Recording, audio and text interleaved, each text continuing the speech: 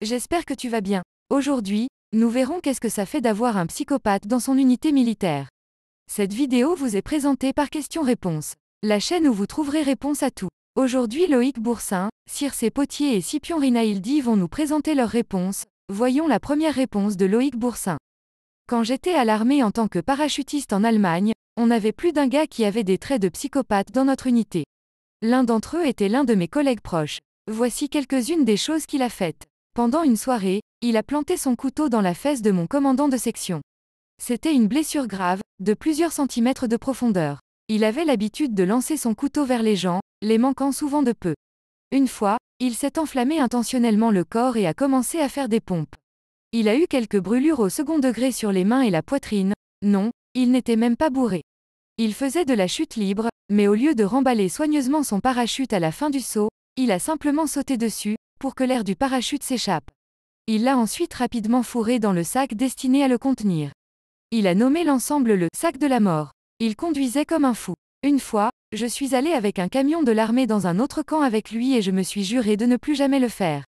On pensait tous qu'il se suiciderait sur la route, il avait aussi une moto, ou qu'un jour, son sac de la mort fonctionnerait mal.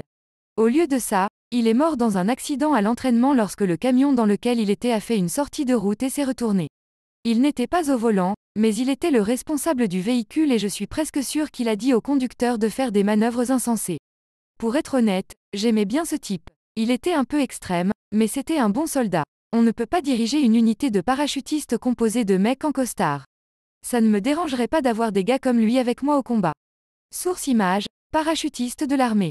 Vous en pensez quoi? On va continuer avec la réponse de Circé Potier. L'entraînement militaire peut être un véritable enfer.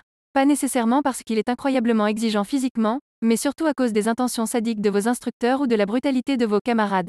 Parfois, il peut s'agir des deux. L'armée russe, par exemple, a une longue tradition de traiter ses nouvelles recrues comme de la merde. Ils ont même un nom pour cela. Dedovchina, le règne des grands-pères.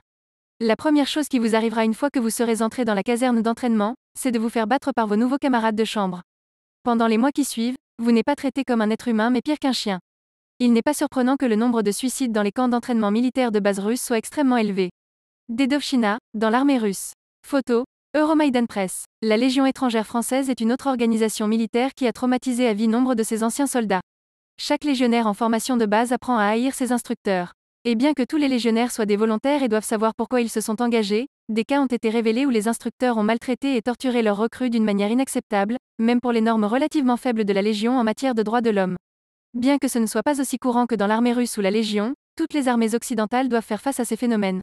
Lorsque je servais dans l'armée allemande, il y a eu plusieurs scandales publics où des soldats et des marins ont été maltraités. Dans l'un d'eux, un jeune marin a été maintenu pendant des semaines dans ce qu'on appelle la cale, qui est la partie inférieure d'un navire où s'accumule l'eau sale. Lorsque le navire a jeté l'ancre dans un port et qu'il a finalement été relâché, le pauvre gars est allé directement au poste de police suivant. La moitié de l'équipage du navire est allé en prison. On va pouvoir continuer avec la réponse de Scipion Rinaildi. Ceci est une traduction. En cas de questions plus approfondies, essayez l'auteur, il pourra vous aider plus que moi.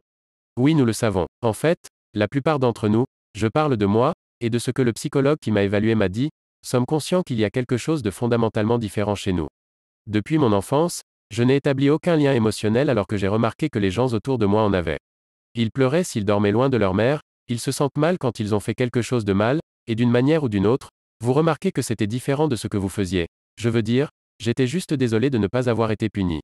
Nous ne savons pas si nous sommes atteints d'autre chose ou de psychopathie, ou si c'est quelque chose d'innommable mais nous savons que nous sommes fondamentalement différents de tout le monde, et c'est vraiment difficile de vivre de cette façon. Croyez-moi, il est incroyablement difficile de comprendre les autres, vous devez apprendre, réfléchir et rationaliser la façon dont vous devez réagir à tout moment. C'est épuisant et frustrant, c'est pourquoi tant d'entre nous deviennent violents et agressifs.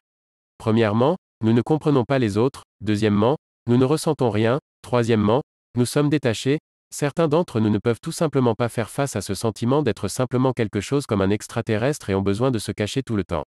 Maintenant j'ai 25 ans, avec un diplôme universitaire, une belle carrière, de l'argent, une belle voiture. Mais d'une manière ou d'une autre, ce sentiment de ne pas être de la même espèce frappe, et d'une manière ou d'une autre, vous devez faire quelque chose pour que vous vous sentiez supérieur, pour vous montrer que vous êtes meilleur. Je le fais, je n'utilise tout simplement pas la violence, j'adore faire quelque chose qui me donne une longueur d'avance dans ma carrière d'une manière pas si correcte, comme tricher, prétendre que le travail fait comme le vôtre, Essayez de faire en sorte que quelqu'un que vous n'aimez pas ait des problèmes avec le vôtre, son patron. Parfois, j'aime aussi escroquer et mentir pour gagner de l'argent, juste pour le plaisir. Mais je ne suis pas une mauvaise personne. Je suis en couple depuis 6 ans, et ma copine m'aime, en fait c'est ce qu'elle m'a dit, et je l'aime. Encore une fois, c'est ce que je lui dis. Mais elle ne sait pas que je ne peux pas l'aimer dans un sens traditionnel. Elle me manque, mais pas sa personne, ce qu'elle me fait, ce qu'elle sait de moi et comment elle me traite. Enfin, nous savons que nous sommes différents, que nous pouvons repérer une faiblesse émotionnelle chez des personnes à des milliers de kilomètres de distance, non pas parce que nous sommes différents, mais parce que pour interagir dans la société et avec les gens, nous devons saisir avec notre cerveau des indices corporels qui naturellement la personne moyenne prétendra d'une manière ou d'une autre qu'elle le ressent. Ceci est une traduction. En cas de questions plus approfondies, essayez l'auteur, il pourra vous aider plus que moi. C'est la fin de la vidéo, merci d'être resté jusqu'à la fin. Merci d'avoir regardé cette vidéo, si elle vous a plu, vous pouvez vous abonner et laisser un like sur cette vidéo. Les amis, c'est maintenant la fin de cette vidéo, pensez à laisser un commentaire pour nous dire si ces réponses vous ont plu. À très vite.